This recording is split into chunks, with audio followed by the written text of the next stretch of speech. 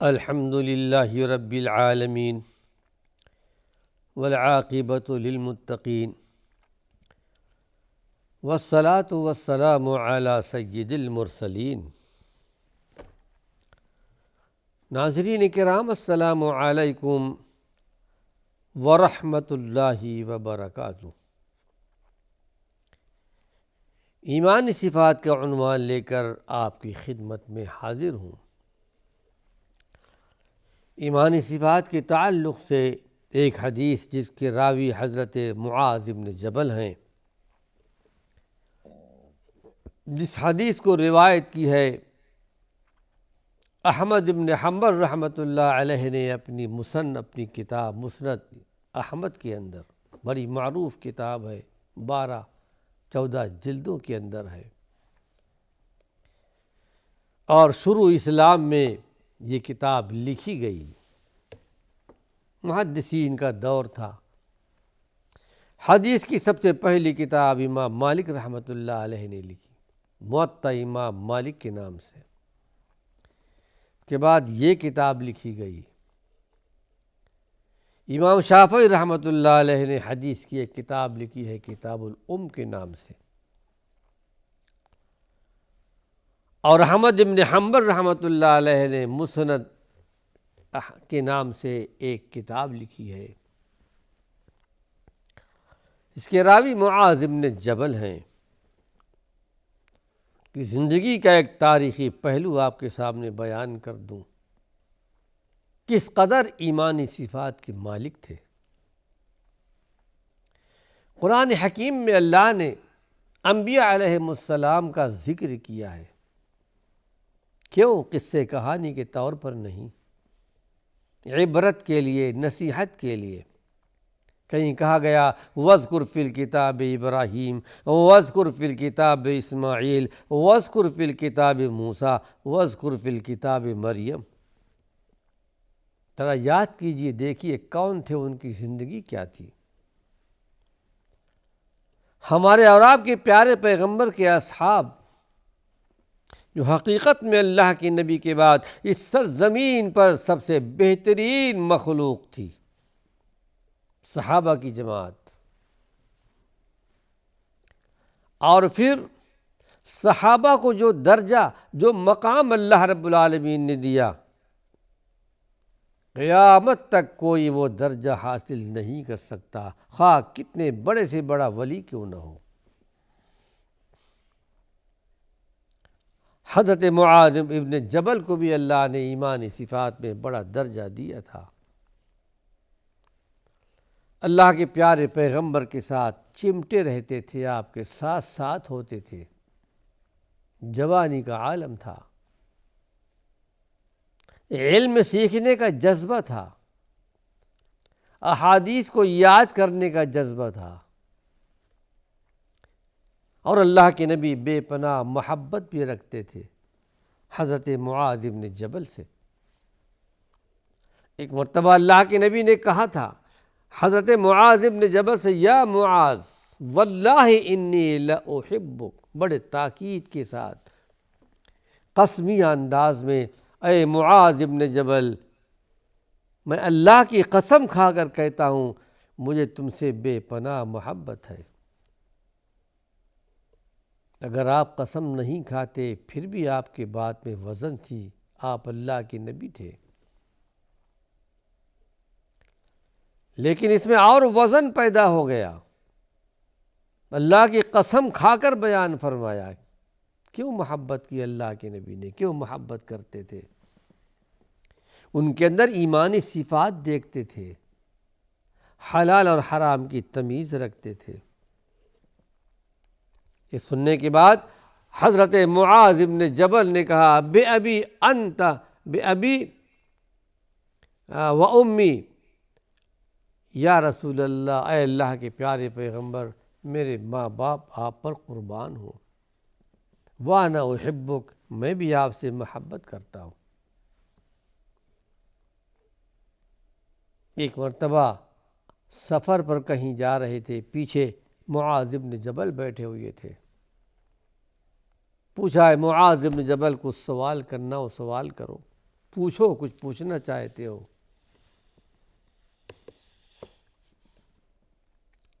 تو اللہ کے پیارے پیغمبر سے کہا اے اللہ کے نبی،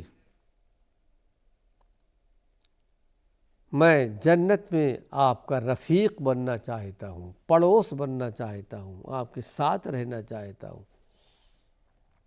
دنیا کا سوال نہیں کیا، مال و دولت کا سوال نہیں کیا کہ آپ میرے لیے دولت کی دعا کر دیجئے۔ اللہ کے پیارے پیغمبر سے بے پناہ محبت، پھر اس کا تقاضا ہے کہ اللہ کے نبی دنیا میں تو میں آپ کے ساتھ ہوں، رہتا ہوں، چلتا ہوں، آپ کے ساتھ پھرتا ہوں، چاہتا ہوں کہ جنت میں بھی آپ کا پڑوس رہوں۔ تو آپ نے ارشاد فرمایا اعنی علی کثرت السجود، اے معاذ بن جبل میری مدد کرنا کثرت سجود کے ساتھ، کثرت سے سجدے کرتے، یعنی کثرت سے نوافل پڑھنا۔ فرائض تو ادا کرنا ہی ہے، لیکن کثرت سے نوافل پڑھتے رہنا، یہ درجہ، یہ مقام اللہ رب العالمین تم کو عطا کرے گا۔ یہی معاذ بن جبل ہیں۔ اللہ کے پیارے پیغمبر نے ایک مرتبہ ارشاد فرمایا آپ کے بارے میں، یاتی معاذ بن جبل یوم القیامت امام العلماء، کل حشر کے میدان میں، قیامت کے میدان میں معاذ بن جبل آئیں گے، علماء کی جماعت آئے گی، اور علماء کے آگے آگے معاذ بن جبل ہوں گے۔ یہ درجہ، یہ مقام کیوں دیا؟ علم سیکھنے والے تھے، علم سکھانے والے تھے، علم سیکھنے کی تڑپ تھی، اور آپ نے ان کی تعریف بیان فرمائی کہ نعم الرجل معاذ بن جبل، معاذ بن جبل بہت اچھے نیک انسان ہیں۔ فتح مکے کے موقع پر اللہ کے پیارے پیغمبر نے معاذ بن جبل کو مدینہ منورہ میں چھوڑ دیا تھا، لوگوں کو قرآن سکھائیں۔ عبداللہ بن مسعود کہتے ہیں کہ اللہ کے پیارے پیغمبر محمد صلی اللہ علیہ وسلم کے پاس معاذ بن جبل آئے اور کہا اقرئنی یا رسول اللہ، اے اللہ کے نبی مجھے قرآن سکھائیے، پڑھائیے۔ کیا جذبہ تھا قرآن سیکھنے کا، علم سیکھنے کا۔ عبداللہ بن مسعود رضی اللہ عنہ ارشاد فرماتے ہیں کہ اللہ کے نبی نے مجھے کہا اے عبداللہ ان کو قرآن سکھاؤ۔ جو قرآن کا جو حصہ میرے پاس تھا میں نے ان کو سکھایا۔ عمر ابن خطاب کہا کرتے تھے کہ جو فقہ یعنی کتاب و سنت کا علم سیکھنا چاہتا ہو فلیات معاذ بن جبل، اس کو چاہیے کہ معاذ بن جبل کے پاس آئے۔ یہ وہ معاذ بن جبل ہیں جو اس حدیث کے راوی ہیں، جو اس وقت آپ کے سامنے بیان کرنا چاہتا ہوں۔ کہتے ہیں کہ اوصانی رسول اللہ صلی اللہ علیہ وسلم، اللہ کے نبی نے مجھے وصیت فرمائی بعشر کلمات، یہاں 10 چیزوں کا ذکر ہے۔ اللہ کے نبی نے مجھے 10 باتوں کا حکم دیا، 10 باتیں آپ نے مجھے سکھائی، وصیت کی، اور آپ صحابہ کو جو وصیت کیا کرتے تھے صحابہ اس پر عمل بھی کیا کرتے تھے۔ پہلی بات آپ نے بیان فرمائی اے معاذ بن جبل لا تشرک باللہ شیئا وإن قتلت وحرقت، اے معاذ بن جبل دیکھنا اللہ کے ساتھ شرک نہیں کرنا، کسی کو شریک نہیں کرنا، اللہ کی ذات میں نہ اللہ کی صفات میں۔ اگرچہ تم قتل کر دیے جاؤ یا جلا دیے جاؤ، لیکن پھر بھی اللہ کے ساتھ شرک نہیں کرنا۔ یہاں یہ بات بھی بیان کرتا چلو ناظرین کرام، یہاں چند باتیں قابل ذکر ہیں۔ قرآن حکیم میں صراحت سے بیان کیا گیا ہے، سورہ نحل کے اندر ہے، اگر کسی شخص کو شرک پر، کفر پر مجبور کر دیا جائے اور یہ اندازہ ہو کہ میرے انکار کرنے پر میں مار دیا جاؤں گا، قتل کر دیا جاؤں گا، تو ایسے موقع پر اجازت ہے کہ صرف زبان سے شرک اور کفر کا اظہار کر کے اپنی جان بچا سکتا ہے۔ جیسا کہ حضرت عمار بن یاسر کے تعلق سے قرآن حکیم کی آیت نازل ہوئی تھی کہ اللہ کے نبی کی خدمت میں آئے اللہ کے پیارے پیغمبر محمد صلی اللہ علیہ وسلم، غضب ہو گیا میرے لیے، بہت برا کام ہو گیا۔ کہا کیا بات ہے؟ سارا واقعہ بیان کر دیا کہ کفار مجھے اذیت دے رہے تھے، یہاں تک کہ مجھے کہا گیا کفر کا کلمہ زبان سے کہہ دو تمہیں چھوڑ دیا جائے گا۔ اے اللہ کے نبی صلی اللہ علیہ وسلم، میں نے صرف زبان سے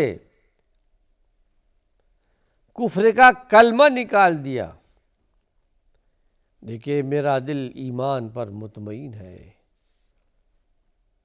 میں نے وہ بات دل سے نہیں کہی۔ یہ ادا حضرت عمار ابن یاسر کے اللہ کو اتنی پسند آئی کہ اللہ رب العالمین نے قرآن حکیم میں آیت نازل فرما دی، الا من اکرہ وقلبہ مطمئن بالایمان، ان کے لیے کوئی پکڑ نہیں ہے جو کفر پر مجبور کر دیا جائے لیکن ان کا دل ایمان پر مطمئن ہے۔ لیکن ہاں، اگر شرح صدر کے ساتھ کفر کا اقرار کر لے پھر اللہ کے غضب کا مستحق ہو جائے گا۔ قرآن حکیم کی آیت ان کے بارے میں نازل ہوئی، لیکن یہ حضرت معاذ بن جبل تھے۔ یقیناً یہ جائز ہے، جان بچانے کے لیے صرف زبان سے کفر کا اقرار کر لے، دل مطمئن ہو ایمان پر، اسلام پر، توحید پر، لیکن عزیمت اور افضل یہ ہے کہ زبان سے بھی کفر و شرک کا اظہار نہ کرے اگرچہ جان چلی جائے۔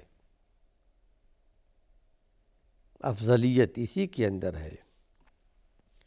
پھر یہ حضرت معاذ بن جبل تو خاص صحابہ میں ان کا شمار ہوتا تھا، اس لیے اللہ کے پیارے پیغمبر نے ان کو یہ نصیحت فرمائی کہ ایسے موقع پر بھی جب کہ قتل کر دیے جاؤ، شہید کر دیے جاؤ، جلا دیے جاؤ، لیکن کفر کا کلمہ زبان سے نہیں نکالنا۔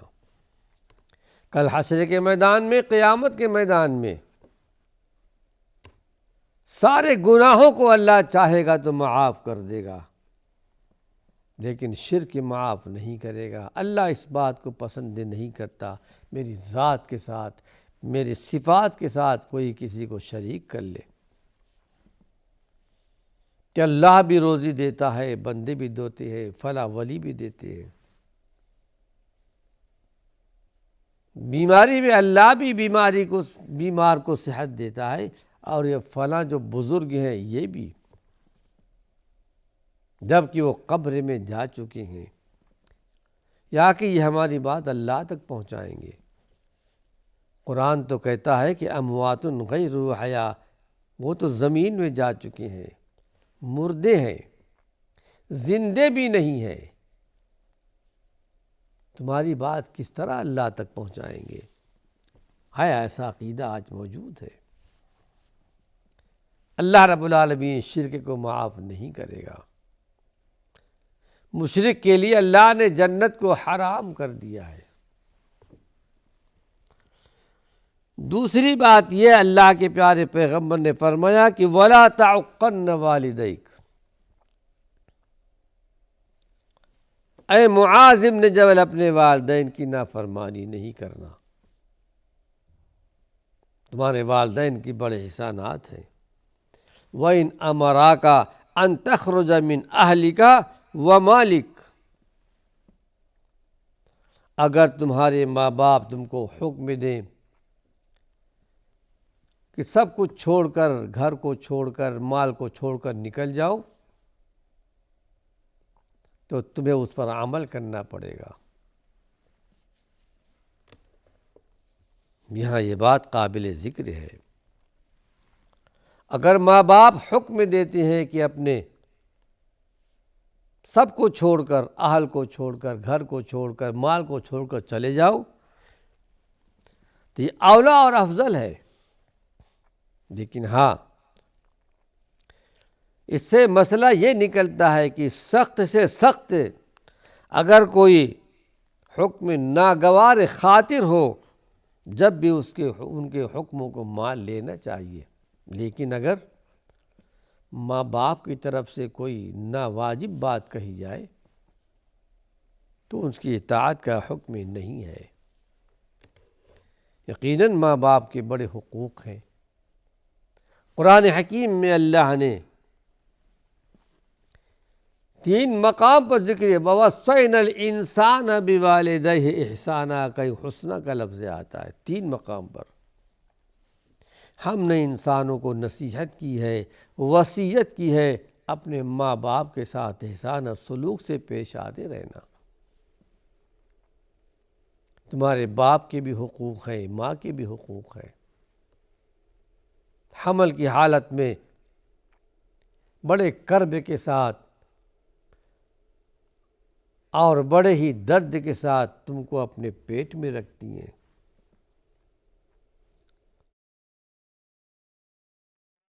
ناظرین کرام، وقت ختم ہو چکا ہے۔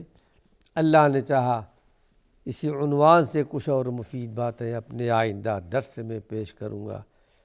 وآخر دعوانا ان الحمد للہ رب العالمین۔